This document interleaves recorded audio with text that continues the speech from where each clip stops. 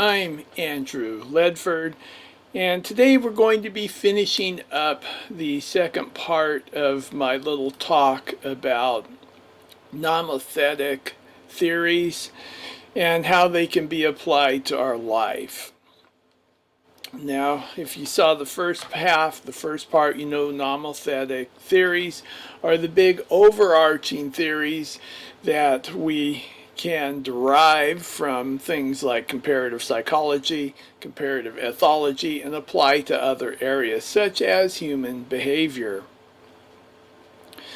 The first part I go over quite a bit about researchers, scientists, ethologists, zoologists that gave us a lot of this information. And this evening, I hope to go over some practical applications.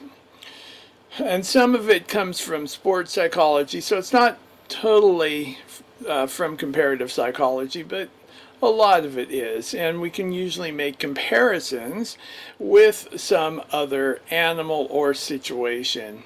Learning theory, behaviorism, applied behavioral analysis, ethology, semantics. Hayakawa was quite influential when I was a youngster in how I thought about things then, and they still apply today. And semantics, the Hayakawa proposed and really endorsed, is one of the foundations of neurolinguistic programming, which isn't necessarily empirical, but I think of it as a very good heuristic that we can use for kind of a general guideline. Like many of the things that I do might not be empirical, but there is empirical research that supports some of the underlying principles. So that's what we're going to be looking at. The first thing I want to look at, we're going to be looking at some things that people can do to help their employees. This is something that I have thought about quite a bit.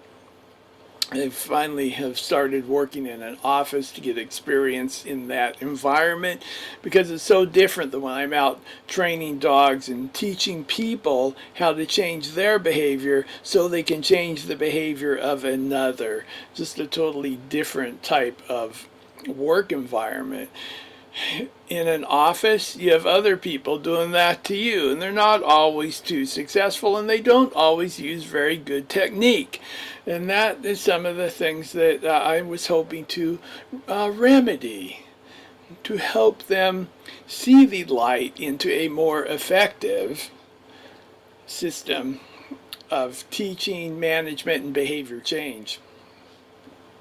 So the first thing I want to talk about, and I talk about this in my book, is the what is called most to least and least to most prompting. And this is where you most to least is where you might walk a person through each single step until it becomes more natural for them. And there's some sequences for using this with modeling behavior where they're used together. But most to least is very common for me to do when people don't have very good coordination skills, don't understand the concept behind something I'm teaching, because once they do it and see how it works, then it's easier for them to do it on their own, which gets us to least to most prompting. And I do this often with people who have very good coordination and who have a very good understanding of how things work. They have a good mechanical sense, so that they just see this position leads to this position, that leads to this position, and this angle flows into this angle that moves into another angle. And it all works in a very subtle but very important, very influential way. So these are two very important concepts. Basically, one concept two sides of the same coin, you could say.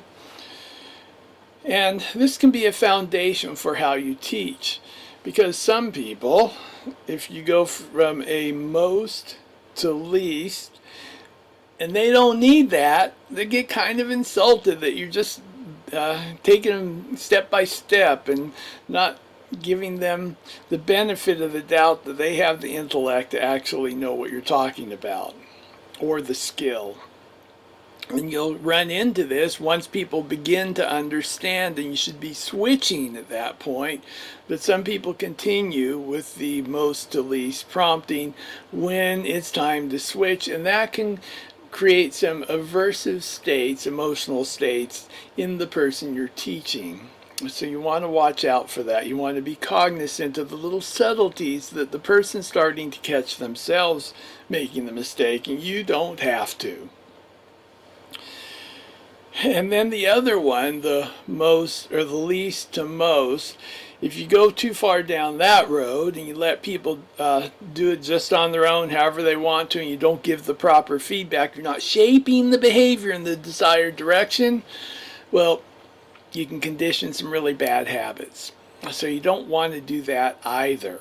It needs to be a balance, and it depends on the individual. So we were talking about nomothetic, overarching theories. This might be more idiographic because you're dealing with a person on an individual basis. So that's the first thing.